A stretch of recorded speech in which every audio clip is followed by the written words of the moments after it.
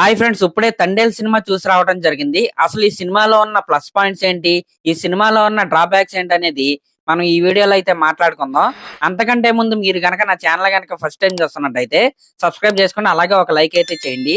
ఇంకా మనం మ్యాటర్ లోకి వెళ్ళిపోతే, శ్రీకాకుళం జిల్లాలోని ఒక ఫిషర్ మ్యాన్ లైఫ్ ని అయితే ఇన్స్పిరేషన్ గా అయితే తీసుకుని ఈ తండేల్ సినిమా ప్లాట్ ని అయితే డెవలప్ చేశారు కదా. ఆ రియల్ లైఫ్ ఇన్సిడెంట్ ని సినిమాటిక్ వే లో కమర్షియల్ హంగులు అయితే అద్ది మన డైరెక్టర్ చందు మొండెట్టి గారు అయితే మన ముందుకైతే తీసుకొచ్చాడు. ఆ ప్రయత్నంలో ఆయన సక్సెస్ అయ్యాడనే చెప్పాలి. ఇంకా యాక్టర్స్ యొక్క పర్ఫార్మెన్స్ విషయానికి వస్తే యాజ్ యూజువల్ గా సాయి పల్లవి గారు అయితే చాలా అంటే చాలా బాగా చేసింది. కానీ నాగ చైతన్య గారు మాత్రం నిజంగా ఇచ్చి పడేశాడనే చెప్పాలి.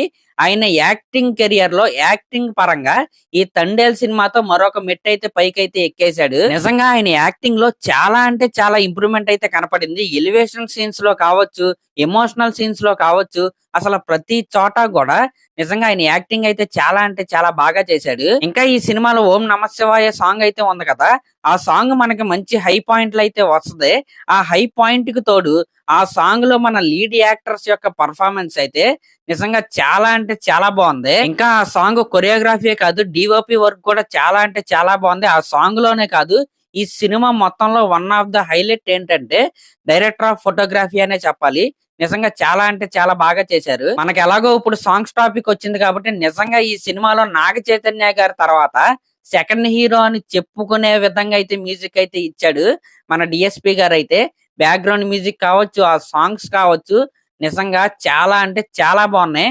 ఒక రకంగా చెప్పాలంటే సినిమాని నిలబెట్టిందే మ్యూజిక్ అనాలి. అంటే సినిమా ఫేస్ కొద్దిగా స్లో అవుతుంది, కొద్దిగా ఆడియన్స్ కి ల్యాగ్ అనిపిస్తుంది అన్నప్పుడల్లా ఆయన బ్యాక్గ్రౌండ్ స్కోర్ తో కావచ్చు, ఆయన పాటలతో కావచ్చు, అలా ఉన్న ఆడియన్స్ అందరిని ఒకేసారి లేపాడనే చెప్పాలి. ఇంకా ఈ సినిమాకి సంబంధించిన మెయిన్ ప్లాట్ ఏదైతే ఉందో అది ఇంటర్వెల్ దగ్గర అయితే స్టార్ట్ అయ్యి క్లైమాక్స్ వరకు అయితే ఉంటది. నిజంగా ఆ పోర్షన్ మొత్తం చాలా అంటే చాలా ఎమోషనల్ గా అనిపించింది.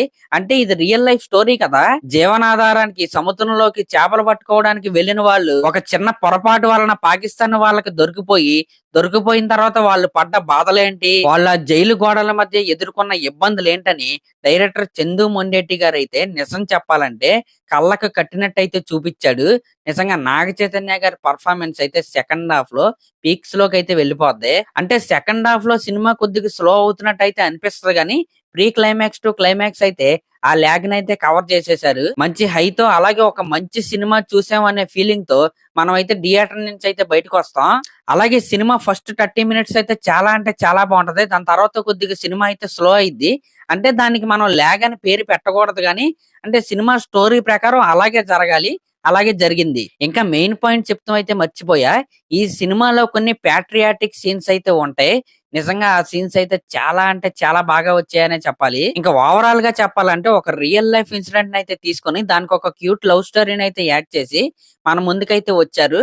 దాంట్లో ఖచ్చితంగా 100% వీళ్ళైతే సక్సెస్ అయ్యారనే చెప్తాను. ఇంకా ఓవరాల్ గా ఈ సినిమా సూపర్ బంపర్ డోపర్ అని చెప్పను, గానీ సినిమా చూసిన తర్వాత ఒక మంచి సినిమా చూసామనే ఫీలింగ్ తో అయితే ఖచ్చితంగా బయటకు వస్తారు.